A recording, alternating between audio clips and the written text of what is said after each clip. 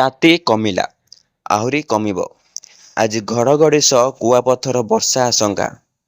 9 ଜିଲ୍ଲାକୁ orange warning. ଖବରଟି ଜାଣିବା ପୂର୍ବରୁ ଆପଣ ଯଦି ଆମ ଚ୍ୟାନେଲକୁ ପ୍ରଥମ ଥର କରି ଆସିଛନ୍ତି, ଚ୍ୟାନେଲକୁ ସବସ୍କ୍ରାଇବ୍ କରିବା ସହ ଭିଡ଼ିଓକୁ ବହୁମାତ୍ରାରେ ସେୟାର କରିବାକୁ ଜମାରେ ବି ଭୁଲନ୍ତୁ ନାହିଁ। କାଳବୈଶାଖୀ ପ୍ରଭାବରେ ପୁରା ରାଜ୍ୟରେ ପାଗ ବଦଳିବା ଯୋଗୁଁ ତାତି ତଳମୁହାଁ ହୋଇଛି। କିଛିଟା ଆଶ୍ୱସ୍ତି ମିଳିଛି। ସୋମବାର 9ଟି ଜିଲ୍ଲା ପାଇଁ ଅରେଞ୍ଜ ୱାର୍ଣ୍ଣିଂ ଜାରି ହୋଇଛି।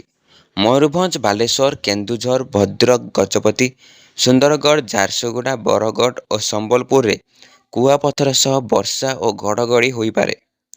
ରବିବାର ସକାଳ 11:30 ବେଳକୁ ଝାରସୁଗୁଡ଼ା ତାପମାତ୍ରା ଥିଲା 41.8 ଡିଗ୍ରୀ। ରବିବାର ସେ ସମୟରେ ତାତି 32 ଡିଗ୍ରୀକୁ ଖସି ଆସିଥିଲା।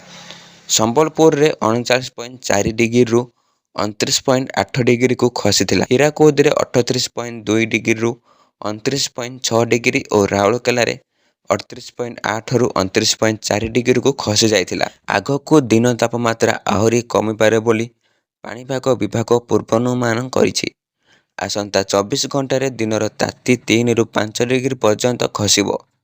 ସୋମବାର 9ଟି ଜିଲ୍ଲା ପାଇଁ ଅରେଞ୍ଜ ୱାର୍ଣ୍ଣିଂ ଜାରି ହୋଇଛି।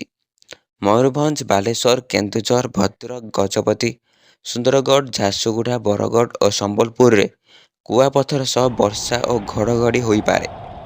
ପବନର ଝଟକା 50ରୁ 60 କିଲୋମିଟର ବେଗ ଯାଏଁ ଛୁଇଁପାରେ ବୋଲି ମଧ୍ୟ ପାଣିପାଗ ବିଭାଗ ସତର୍କ କରାଯାଇଛି। କେବଳ ଏହି 9ଟି ଜିଲ୍ଲା ନୁହେଁ, ବାକି ଜିଲ୍ଲାରେ ବି ଘଡ଼ଘଡ଼ି ସହ ବର୍ଷା ଆଶଙ୍କା ଅଛି। ଯାଜପୁର, କେନ୍ଦ୍ରାପଡ଼ା, କଟକ, ଜଗତସିଂହପୁର, ଦେବଗଡ଼, ଅନୁଗୁଳ, ଢେଙ୍କାନାଳ, ପୁରୀ, ଖୋର୍ଦ୍ଧା, ନୟାଗଡ଼, ଗଞ୍ଜାମ, ସୋନପୁର, ବୌଦ୍ଧ, ନୂଆପଡ଼ା, ବଲାଙ୍ଗୀର, କଳାହାଣ୍ଡି, କନ୍ଧମାଳ, ନବରଙ୍ଗପୁର, ରାୟଗଡ଼ା, କୋରାପୁଟ ଓ ମାଲକାନଗିରିରେ କାଳବୈଶାଖୀ ପ୍ରଭାବରେ ଘଡ଼ଘଡ଼ି ସହ ବର୍ଷା ହୋଇପାରେ। ଜୋରରେ ପବନ ବହିବା ସହ ପବନର ଝଟକା 40ରୁ 50 କିଲୋମିଟର ଯାଏଁ ଛୁଇଁପାରେ ବୋଲି ପାଣିପାଗ ବିଭାଗ ସତର୍କ କରାଇଛି। ଶନିବାର ଝାରସୁଗୁଡ଼ାରେ 84.7 ଡିଗ୍ରୀ ତାପମାତ୍ରା ରେକର୍ଡ ହେବା ସହ ରାଜ୍ୟର ସବୁଠୁ ଉତ୍ତପ୍ତ ସହର ପାଲଟିଥିଲା। ରବିବାର ଏଠାରେ ତାପମାତ୍ରା 35 ଡିଗ୍ରୀକୁ ଖସିଛି। ଭୁବନେଶ୍ୱରରେ ଦିନ ତାପମାତ୍ରା ସର୍ବାଧିକ 38.1 ଡିଗ୍ରୀ ରହିଛି। ସବୁ ସ୍ଥାନର ତାପମାତ୍ରା 40 ଡିଗ୍ରୀ ଭିତରେ ରହିଛି।